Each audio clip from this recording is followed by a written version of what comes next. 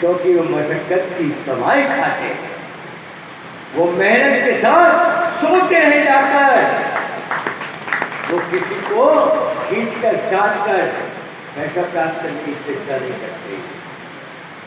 मेरा आशा ये नहीं है कि कमाओ मत। अर्थ हर युग में जरूरी है, हर युग में अर्थ की आवश्यकता हुई है, परंतु अर्थ की आवश्यकता कार्य को करते समय समझे कि ये हमारा अर्थ इस कार्य में अनर्थ तो पैदा नहीं कर रहा, अर्थ ही निकलेगा इसका।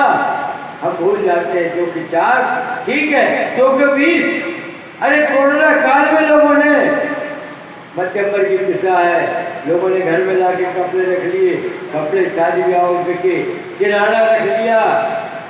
2 रुपये 1 रुपये की माल सिर्फ 2 रुपये बिक रही है, तो दुकान मध्यम वर्ग की पिसता गया। क्या करेंगे इस धन को, कहाँ ले जाएंगे इसे धोकर, कब आएगा इनके काम? गुरु बताएगा कब आएगा काम, गुरु जलाएगा। मैं निवेदन करता हूं आप सबसे, कोई जरूरी नहीं कि कान फुकवाने के बाद ही गुरु बनेगा। किसी आचरणवान व्यक्ति की संगत में चले जाओ, किसी सत्संग प्रिय व्यक्ति की संगत में जाकर उससे सत्संग सुनो। दत्तात्रेय ने ऐसे 24 गुरु बनाए थे, कान नहीं फुकवाया। दत्तात्रेय ने 24 गुरु जो बनाए थे, कान मान नहीं फुकवाए। पंच जो देखा, झाड़ को देखा कि लड़ने के बाद भी झुकते हैं और यहाँ पर लड़ने के बाद अकड़ते हैं, क्योंकि गुरु की महत्व नहीं समझी। पैसा क्या हो गया, फिर किसी के सामने उन्हें झुकना नहीं आया। मगर दत्तात्रेय ने तो जानवर से सीखा, जल से सीखा, थल से सीखा, नभ से सीखा। कौन सी ऐसी क्रिया उनमें जो उनकी समझ में घुसकर बाहर अपने आप को प्राप्त करने की चेष्टा न की हो, तो गुरु हुए। मैं आप सबसे वही कहना चाहता हूँ, संगत उसी की करो जो दुर्गति न करता हो, खुद की। यदि वो खुद की दुर्गति कर रहा है तो आपकी दुर्गति होना स्वाभाविक बात है। संगत उसकी करो जो दूसरों के हित में अपने आप को लगाने के लिए तैयार है। अरे संगत उसकी करो जो ईश्वरवादी है। अरे संगत उसकी करो जो माता पिता को भगवान मानता हो। अरे संगत उसकी करो जो अपने आप को परमात्मा की एक अनूठी संपत्ति जानता हो, उसकी संगत करो, वो भी गुरु बन जाएगा। गुरु बनाना आवश्यक है और बनाने के पहले समझना आवश्यक है कि आप कौन हैं और गुरु कौन है। इन दोनों का सहयोग जब होता है तो ईश्वर रूबरू हो जाता है, ईश्वर रूबरू हो जाता है। संत तुकाराम ने यही किया, संत नामदेव ने यही किया। कुत्ता बाटी लेके भगा नामदेव की, नामदेव जी घी का डब्बा लेके पीछे दौड़ रहे हैं। लोग कह रहे पागल हो गए महात्मा। कहा क्यों? कहा कुत्ते के पीछे कुत्ता बाटी लेके भग गया, आप क्यों घी का डब्बा लेके दौड़ रहे? कहा मैं रोज घी चुपड़ी खाता था, आज प्रभु आए और चुपचाप मेरी बाटी लेके भगे। मैं चाहता हूँ कि वो घी लगाई रोटी खाए। उस कुत्ते में से भगवान को प्रकट होना पड़ा। इसको आस्था कहते हैं, इसको आस्था कहते हैं। मीरा कहाँ गई पता नहीं चला, वो तो उसका दुपट्टा भर मूर्ति फटी, जो दुपट्टा बाहर रह गया, तब समझ में आया कि मीरा मूर्ति में समा गई। कबीर कहाँ गया, जब कफन उगाड़ कर देखा तो केवल फूल मिले, न अस्थि मिली, न शरीर मिला, न रूप मिला, न रंग मिला, केवल फूल मिले। क्या बात थी, इनका सोच क्या था? कबीर का सोच था, कबीरा खड़ा बाजार में सबकी मांगे खैर और न काहू से दोस्ती और न काहू से रहे। आज तो गुरु बैठ कर रहे, यदि पाला भी नहीं करी तो कोई बहुत करना हो। अरे वाह, नहीं करी से नहीं करी। गुरु के अंदर साधुता भी होना चाहिए। एक साधु वृंदावन में, ज्यादा पुरानी घटना नहीं है, संभवतः महाराज भी दिल्ली नोएडा में रहे होंगे उस समय, पुरानी बात है, 40 साल पुरानी बात है। एक महात्मा रोज महात्मा का होता है वो जो क्या बोलते हो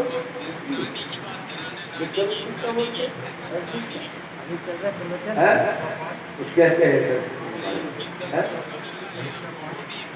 नहीं, हाँ क्या भिक्षक वो एक घर मांगते केवल, तो शुरू में जो घर पहुंचा था उसके हाथ आके मांगा, वो टुकड़िया जो थी क्या हो गया बेटा, हम कुछ नहीं रहे, तो डोगरी जो थी वो बड़ी दुखी थी, नहीं जाने क्यों, तो बाबा को आप सब तो से विरोधित करके भाग जा उसका ऐसा वर्तमान में कई महिलाओं का रूप में भी देखा है हमने, तो पाँव पड़े हमारे सोने 5 चले वो भाई सब कोई भिखारी आओ तो सर्वदिया नहीं महाराज करके हमने चल आगे देख, अरे वाह ऐसा स्वभाव मत बनाओ, ऐसे स्वभाव में मिट्टी में मिल जाओगे। बाबा जाते थे भीख मांगते थे, वो उनको अब सब तो भाषण देकर बाहर करती थी, मतलब आगे बढ़ो, तो बाजू वाले घर पर वो भिक्षा लेकर वापस हो जाते थे। पर जो बाबा का नियम था नित्य उसके घर जाना मांगना और वो उसके पास जो था आभूषण शब्दों का वो प्रदान करते थे, वो आगे बढ़ जाते थे। लोगों ने कहा बाबा बड़े हटीले हो, वो इतना गाली विरोध करती है, इतना दुर्व्यवहार तुमसे करती है, उसके बाद भी तुम रोज वहां जाते हो। बाबा हंसे, बाबा मुस्काए, बाबा ने कहा जिसके पास जो होगा वही तो देगा यार, मुझसे क्या लिया है, उसका ही खर्च हुआ है, मैंने तो ना उसे गाली दी ना आशीर्वाद दिया, वही देते रही मुझे होते रही है। एक दिन ऐसा हुआ वो आंगन लीप रही थी, सामने का होटला जो भी उसके हाथ में पोतना था, वो पोतना उठाकर बाबा ने कहा विख्यात दे, मैंने पोतना उठाकर जो मुंह में चढ़ो, बाबा ने चट सिवाय पकड़ो और रख लिया। तो घर जाकर आश्रम जाकर जो भी निवास था वहाँ जाकर उसको धोया, साफ किया, उसके रेशे निकाले, चिंदी उसको आटा आट कर दीपक में उसको रखा, उसमें घी या तेल जो भी डाला, रोज चला किया और प्रभु से बोले जो इसकी इच्छा हो पूरी कर देना, जो इसकी इच्छा हो पूरी कर देना। एक दिन वही मेरा आई कि महाराज आपकी कृपा से छोटा हुआ, कहा माँ मेरी कृपा से नहीं, तूने पोतना दिया था, मैंने पोता दे दिया भगवान से मांगकर, अरे करो तो जरा मैंने वहाँ उसने पोतना मारा था और संत ने उसे पोता प्रदान कर दिया। खरीदो मत की संतों को, खरीदो मत की ब्राह्मणों को, बिके भी ना ब्राह्मण, बिके भी ना संत, अन्यथा जीते जी अंत का अनुभव होने लगा है। बेटी की वाणी से, माँ की पत्नी की वाणी से, पति की वाणी से अंत का समय हर घर में एक आध बार कोई न कोई कहता भगवान अब तो हमें उठा ले, भगवान आए उठा ले, भगवान जब पहले नहीं करो तुम्हें तो उठेगा आया, जो काम वो करते ही नहीं है उससे क्यों कहते हो तुम, उससे क्यों कहते हो? न उसने जन्म लिया न वो मृत्यु देता,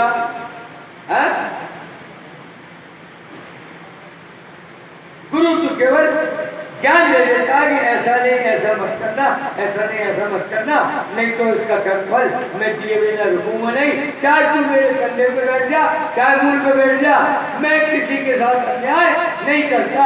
थोड़ी सी बात सुनाकर वाणी में विराम देंगे और फिर ये रस जो बरस रहा था राम के मुँह से, राम का मुँह है और पंडित जी महाराज की जबान में लिखते, परंतु इस समय जबान में इस समय विद्वान है और विद्वान है। राम को पसंद क्यों करने लगे हम? ये विद्वान भी है और विद्वान भी है।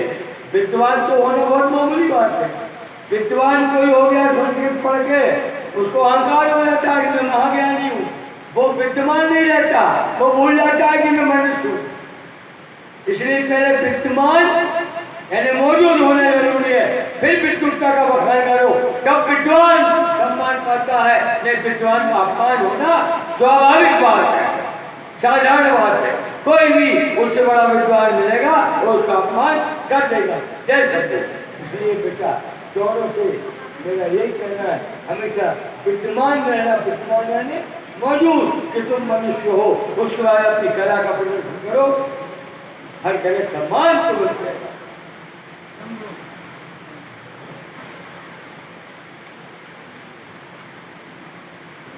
छोटी सी बात कहते बार बार कह रहा हूं आज के लिए, भगवान का न्याय देखो। जटायु मांस भक्षी है, मरे लोग का मांस खाने वाला, उसे गोद किसकी मिली? अरे बोलो रामचंद्र वालो, राम की। और भीष्म में बाल ब्रह्मचारी जन संकट पे भगवान कृष्ण के परम भक्त, सब कुछ। उसके बाद उन्होंने क्या बोला? बाणों की सैया। लोगों ने टिप्पणी कन्हैया से कहा, तुम आओ कन्हैया, आपका भी कमाल है, बताओ तुम्हारे परम भक्त भीष्म में बाल ब्रह्मचारी, ऐसी क्या बात है कि आप सामने खड़े हो और बाणों की सैया पर वेदना युक्त जीवन बिता रहे हैं? भगवान मुस्काए। सुना है कभी? ये जो सुना रहे हैं कभी सुना आप लोगों ने? शायद नहीं सुना, क्योंकि भूल फिके राधे राधे की जय, राधे राधे की जय, पैसा दे। अरे मूल बात बताओ, तो प्रभु क्या देता हो, क्या देता है, क्या तुम्हें करना चाहिए, क्या नहीं करना चाहिए? भगवान कृष्ण ने कहा, भाई मैंने किसी को सुख देता हूँ न किसी को दुख देता हूँ। तुलसी बाबा ने लिखी नीति कृत्य कर्म भोग सब घाटा।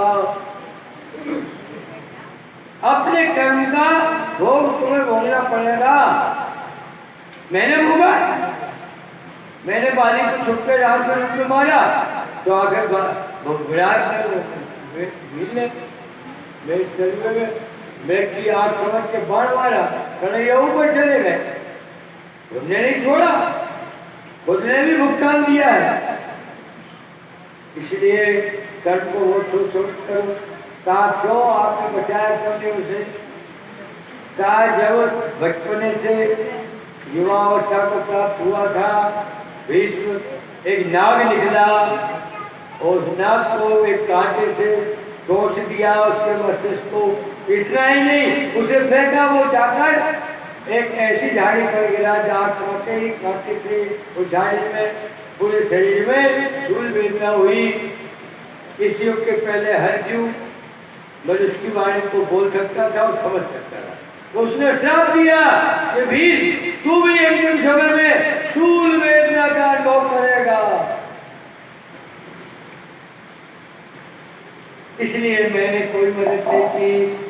उसने इतना सा कर्म उल्टा किया, उसका कर्म प्रदान किया। और जटायु ने मरते समय भी उस दशानन को ललकारा, चल दशानन डोलत सबने देवता उल्टे लगते हैं, चाहे वायु हो, चाहे वर्ण हो, चाहे अग्नि हो, सब अक्षय सदी उल्टो लटको है। पाए वो तेरा का शुद्ध गाली रे रे सच जाने से नहीं कोई अदम लट दाई नहीं कोई। परंतु ज्ञानी भी यदि धोखा करता है तो उसे भी इतनी समझता के बाद झुकना पड़ता है। रावण डुप्लीकेट गया, डुप्लीकेट माल लेते आ गया। राम बटन वास्ते थे, राम समझ गए कि ओरिजिनल आता तो शायद मैं भी जाकर जा सके। अजीत जा रही इसे, इसलिए इसे डुप्लीकेट सीता दे रही। वो समझ गया कि गलती मान लेके आ गए हम, मगर अब तुम गलती मत करो, बाप को दिवा वचन पूरा करने निकलना है। राम जी इसलिए हम तुम्हारे पंख काटने देते, गर्दन नहीं काटेंगे। नहीं धावाड़ी को काट दे और वो छोड़ दे। एक पुलिस वाले की दोस्ती हो जाए तुम्हारे से, तो तुम 4000 बोल रहे तो कोई कभी तो मालूम। अब मैं फोन करता हूँ तो कौन है? रावण जैसे जटायु जो मरे डोर का मांस खाता है, परंतु जटायु ने अंतिम क्षण में भी एक काम और कर दिया। राम राम जब सुना तो समझ गया ये मेरी दक्षक बहू है, राम की पत्नी है, इसलिए उसको उतारा।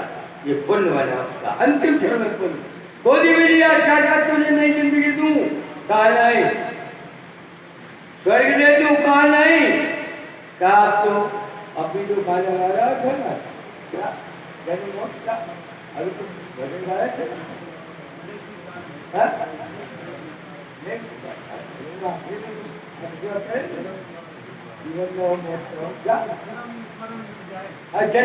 जन्म मरण मिट जाए। जटायु ने वही तो भागा, क्या जन्म मरण मिट जाए अर्थात जोत में जोत समा जाए।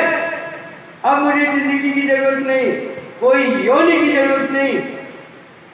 जन्म जन्म मुनि दर्शन कराई, अंत राम का आवत नहीं।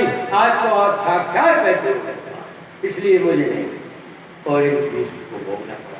इसलिए गुरु हमेशा उचित निर्देश देता है कि बेटा परेशानी में भी कोई गलती मत कर बैठना, कोई ऐसी क्रिया मत कर बैठना जो जटिलता का अनुभव और चौथे पर में निकले कि बेटा बहू आनंद से खा रहा है, कमा रहे और तुम्हें वृद्धाश्रम में छोड़ के जा रहा है।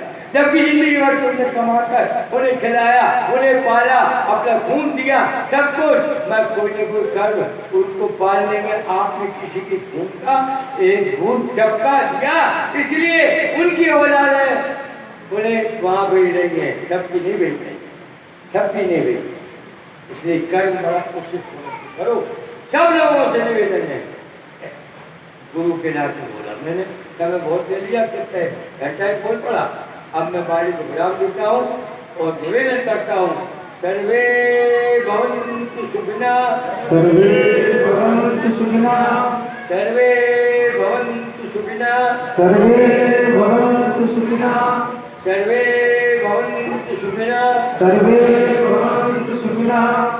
सोते समय और उठते समय, निद्रा के आगत में जाने के पहले और आँख खुलने के साथ बिना मुँह हाथ धोए पलक पर बैठे, हे भगवान सब सुखी हो जा, इतने दो शब्द फूल चढ़ा दो, भगवान प्रसन्न हो जाएगा। क्योंकि आप निष्काम हो गए हो, खुद के लिए नहीं मांग रहे, संसार के लिए मांग रहे। परहित धर्म नहीं भाई, पर पीड़ा सब नहीं बनवाई। जो परहित के लिए याचना परमात्मा से करता है, परमात्मा उसकी पहले समर्थता प्रदान करता है। ये परमात्मा का नियम है। निहित के लिए मत करो कथा, निहित के लिए कोई क्रिया मत करो, परित के लिए करो, तुम्हारा निहित है। जैसा मनमोहन प्रसाद मुझे उनका घर जो है, मैं तो प्रेत हूँ विद्यालय का, उनके चरणों में केवल इसलिए रहता हूँ कि वो परमात्मा है, वो दयालु है। जब कुछ नहीं था उसके बाद उन्होंने जो किया तो रईस नहीं कर सकते, तो नर्मदा के तट से उनके चरणों में प्रवेश की पाकर आज कितने वर्षों में भूल जाए। अरे बोलो परिवार वालों, 37 साल 37 साल से मैं महाराज के चरणों में, वो महाराज ने मुझे नहीं देखा, अन्य लोगों ने मुझे देखा है। महाराज यही रहे इसी रूप में, महाराज वहाँ पहुँच गए। जब महाराज ने पूछा, हम नहीं गए इंदौर, हम नहीं गए उज्जैन, हम नहीं गए मंडला में, हम शादी में नहीं पहुँचे, उन्हें एल्बम बता दिया। महाराज को ताजुब हुआ। महाराज ने कहा आज के बाद एल्बम मत बताना किसी को, आज के बाद ये जो तुम्हारी खबर है, तुम वीडियो के लिए ये मत बताना, नहीं तो महाराज देखेगा, महाराज को अहंकार हो जाएगा। निज के कृष्ण का आदमी को बहुत अहंकार होता है, निज के कभी अहंकार सच कर्म करने में पीछे मत हटो। वो कर्म से बदबू भी यदि थोड़ी सी आई है, रास्ता बदल दो, जय शंभू कहो, दुष्ट कहो, सर्वे शत्रु सर्वे भद्राणि मां कश्चित् भंग होए। शंभो शंभो शंभो। आज के इस पावन पर्व पर हमारे द्वारा हम तो प्रेम शैले हम क्या लेंगे, प्रेरणा महाराज की मिली, महाराज के पिता के चरणों से, महाराज के गुरु के चरणों से, तो बोलने में हम समर्थ हुए।